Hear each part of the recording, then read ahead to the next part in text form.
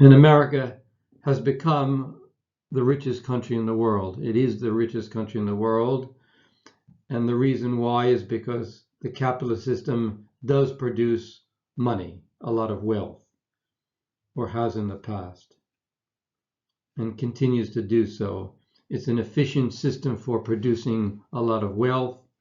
However, there are some difficulties and problems, sociological problems, we will talk about later today.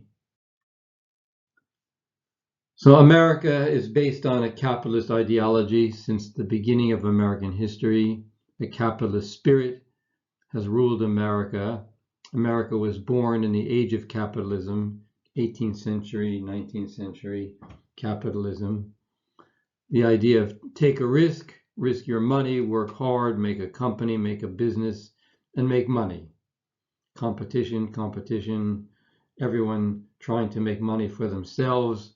Free capitalism, free market capitalism produces a lot of wealth, and it has done so. In the case of America, America is the richest country in the world, primarily due to its capitalist system.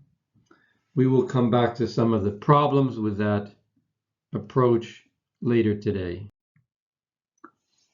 So in America, we have huge corporations, mergers or gape, monopolies, doksen, monopolies, mergers, huge corporations.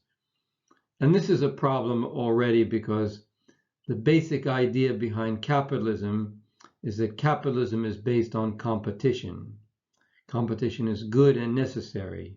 Competition makes capitalism work well, the basic idea. But monopolies are against competition.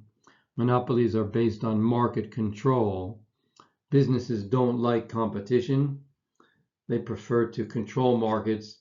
So businesses tend to become bigger through mergers and control markets. So capitalism has this danger where companies can become too large and too powerful. Another macroeconomic problem, which has resulted through American capitalism in particular, is the problem of distribution of wealth, Tomi no Haibun, distribution of wealth. So the rich get richer, and sometimes the poor get poorer, and the middle class often don't gain much. So capitalism seems to be a system which leads to great concentrations of wealth, key expression, concentrations of wealth in the hands of a few people. A small number of people become very wealthy, the country becomes rich, but many people are not benefiting from this economic system. Many do benefit, but some people are struggling and having a difficult time in this system. So we can see from this pie chart, which is old data, but basically correct data, that 80% of Americans have only 7% of the money in America. So most Americans have only a small slice of the pie, and a small number, you can see the top 1% owns 43% of the financial wealth. If I can use my pen here, the top 1% richest Americans control 43% of the total financial wealth. So there's something seriously wrong with such a system, very unequal, inequality. So let's review some basic problems. Let's review some of the basic problems of American corporate capitalism.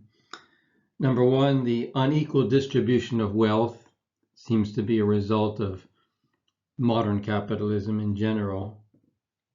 Putting profits over people and society has historically been the case. Not all companies do that. There are good companies and good people, but generally speaking, American capitalism emphasizes profits over people and the environment, ecology, society. That's problematic. The poor treatment of workers is a continuing problem throughout history. It's been a terrible problem. It's gotten better, but labor unions have become weaker, and the protections for workers have become weaker.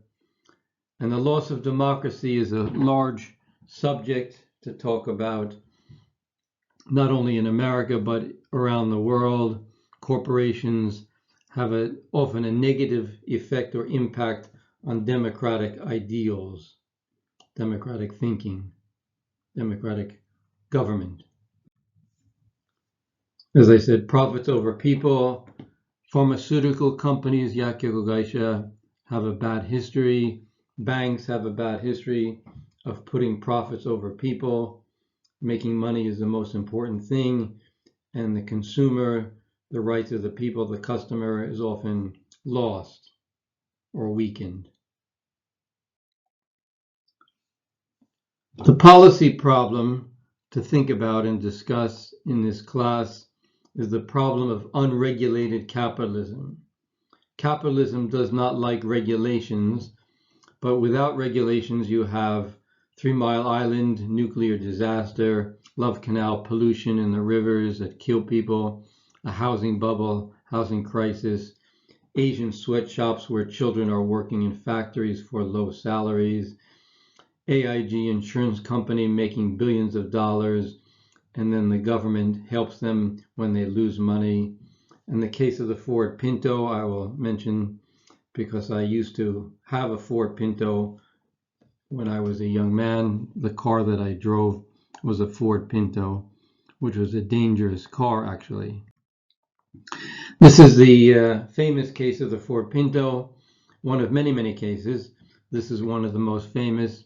When I was a student, I had this car, which was very economical and a fun car to drive, very, very popular car in America.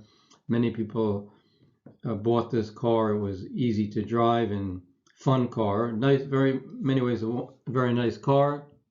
But one problem was explosion, bakuhatsu. Togidogi, ushiro kara shototsu shitara bakuhatsu.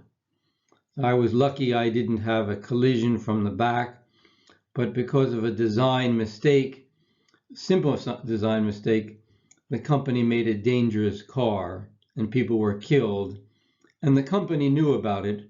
The company knew it was dangerous from the start when the car was hit from behind, but to save money, they didn't fix the problem. And of course, the newspapers and journalists found out, and they had to pay a lot of money to people in court for lives lost. But it was a simple decision the company made that it was cheaper to not fix the car. Fixing the car would cost a lot of money. So if people died, that's too bad. So this is an example of American capitalism at its worst. Operations. So really only the government can regulate business. It is the responsibility of governments to regulate business.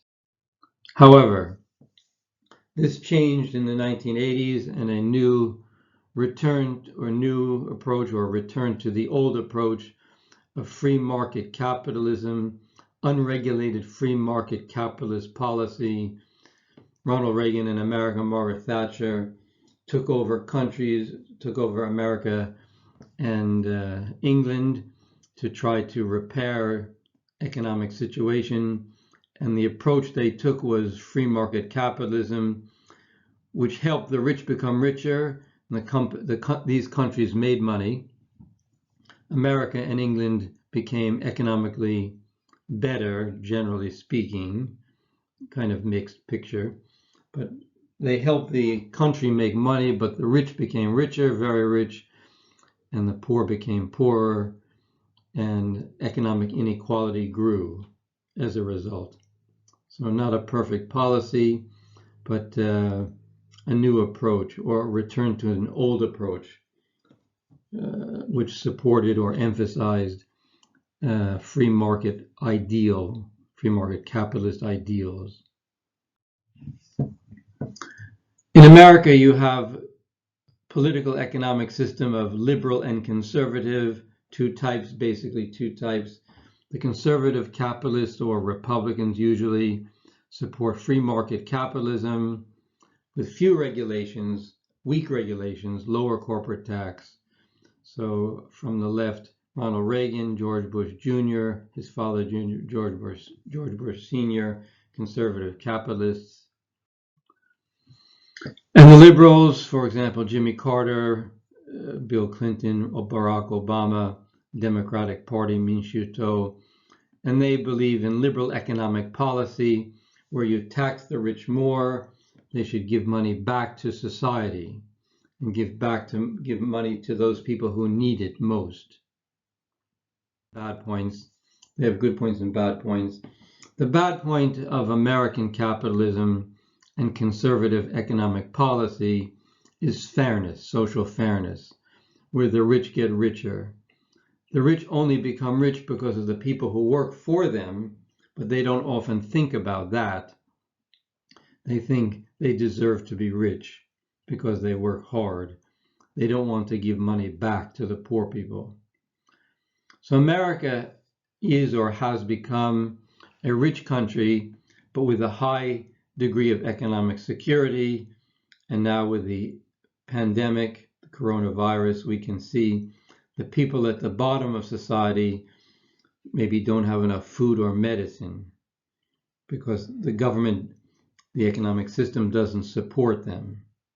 It supports the rich much more. Scandinavian countries are very good in many ways. Free medical care, basically free education, no poor people, but economically fairly stable. They have good companies that make a lot of money. Denmark can be said to be part of Scandinavia too. And even Holland is not really Scandinavia, but culturally and socially very similar. Some people say it's in many ways Scandinavian country, even though it's not Scandinavia. Holland, the Netherlands, very, very happy country with good economic stability, free education, free medical care, but good from a business capitalist point of view. But it's a small country and easy to manage. Okay, this ends our presentation on political economy, lots of new ideas to think about, a kind of background discussion to talk more about American business and economic sociology, social economics in America, a little bit of background. To be continued next time. Thank you very much.